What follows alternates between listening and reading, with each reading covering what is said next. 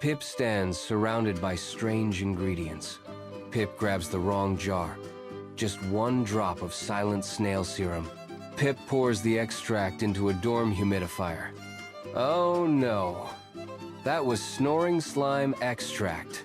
The silent dormitory slumbers, shrouded in darkness, until a bizarre, slimy snore shatters the peace.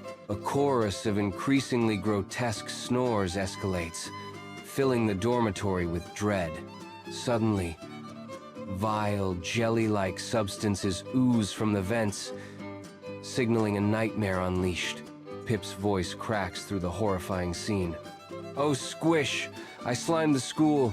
Amidst bubbling potions and smoking beakers, Pip stands with a worried expression. Tula enters calmly, noise-canceling earmuffs firmly in place. Pip explains the situation, the air thick with unspoken tension. Tula dismisses Pip's worries. Bedtime is for dreams, not earthquakes. Together, they carefully measure whisper flowers and moon dust, striving to create a reverse rumble remedy. The dormitory is filled with snoring, its intensity shaking the walls as slimes bounce without pause.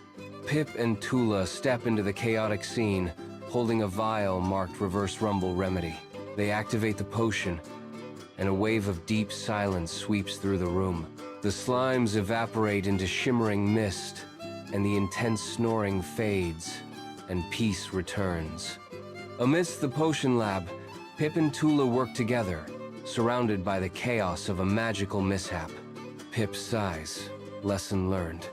Never mix sleepy potions near slime jars. Tula smiles faintly. Their teamwork has saved the school from a slimy, snoring disaster.